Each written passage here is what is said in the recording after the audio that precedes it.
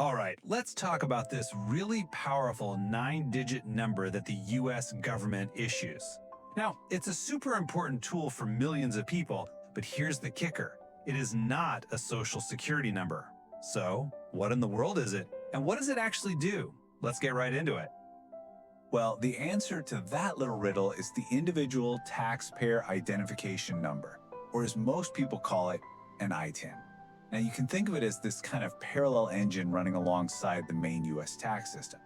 And what's really fascinating is that it's developed these surprising, almost secret secondary functions that have grown way beyond what it was ever meant to do.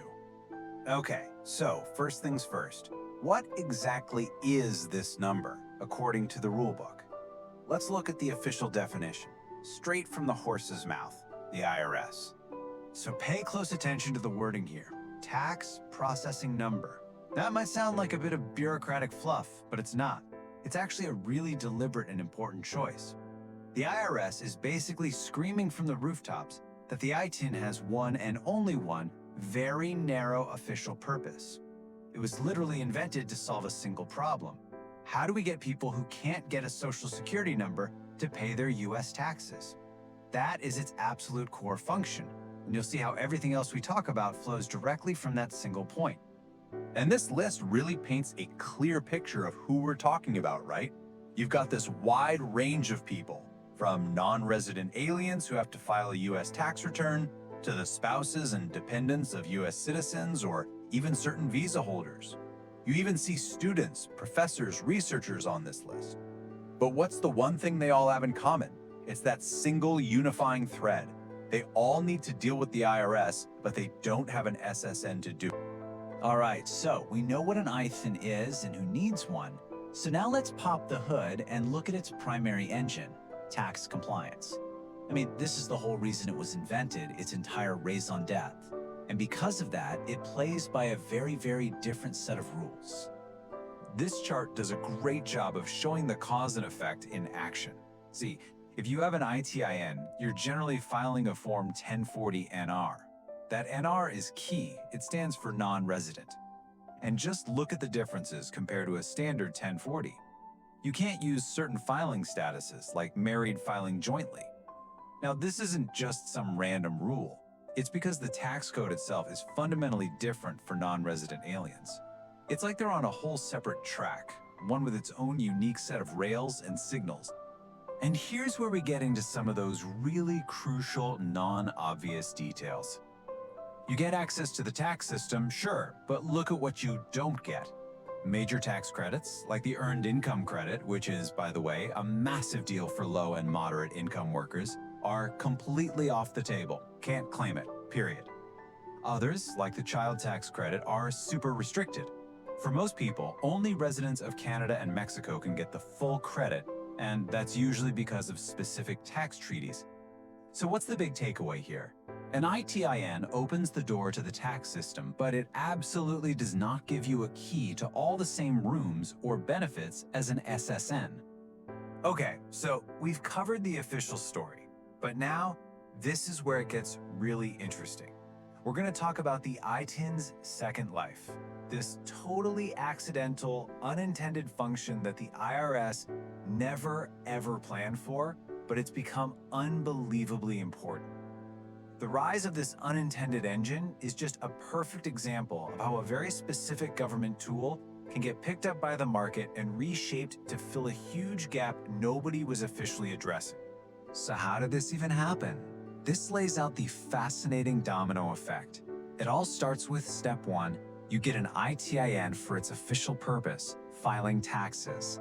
But then, and this is the game changer, financial institutions had a light bulb moment. They saw this whole group of people with verifiable income, but no SSN. And they started saying, hey, wait a minute, we can accept that ITIN as an ID number. And just like that, boom, people could open bank accounts, apply for credit cards, get loans, and maybe most importantly, start building a US credit history. It basically became a skeleton key to the entire US financial system. And just in case you think this is some small niche thing happening in the shadows, it's not. Look at this. This little disclosure notice from a major website, creditcards.com, tells you everything you need to know.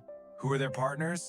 Oh, just small players like American Express, Bank of America, Capital One, Chase, Citi, Discover. I mean, we're talking about the absolute titans of the financial industry. This proves just how deeply this unintended function has been woven into the very fabric of the mainstream financial system. All of this built on the back of a simple number designed for filing taxes. It's wild. Okay, so we've seen these two powerful and really different engines at work. But this is where we have to read the fine print.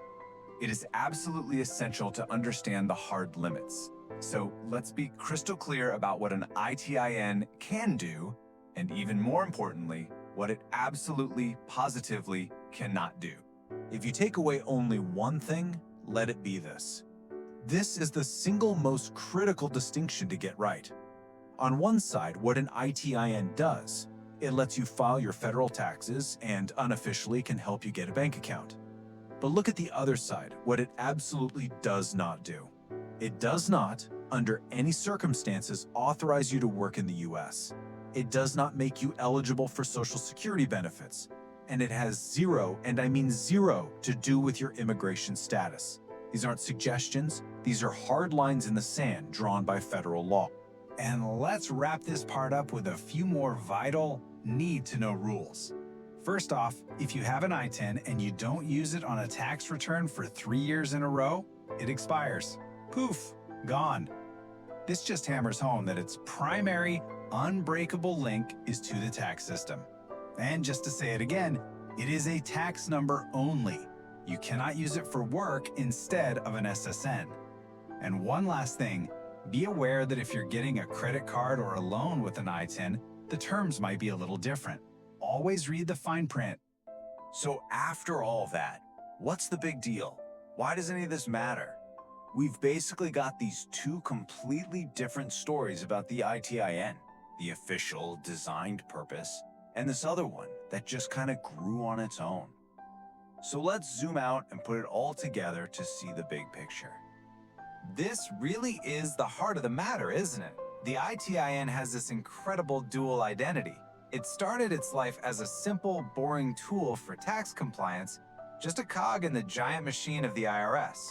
But then, thanks to market forces and a real human need, it morphed into something so much bigger, an accidental yet absolutely essential key to financial life for millions of people in the US who operate outside the Social Security system. It's just a wild example of a government tool taking on a life of its very own. And so all of this leaves us with a really fascinating question to think about. You've got this government tool that's been unofficially hijacked, in a way, by the private sector for a totally different purpose. So as its use in banking and finance becomes more and more normal, more mainstream, what happens next? Will the government finally step in and officially redefine what an ITIN is for to match how it's actually being used in the real world? Or is it just going to stay in this strange, unofficial gray zone, a kind of silent admission that there's a huge need the system isn't formally built to handle? The answer to that question could change everything for millions of people and for the entire financial industry. It is for sure something to keep an eye on.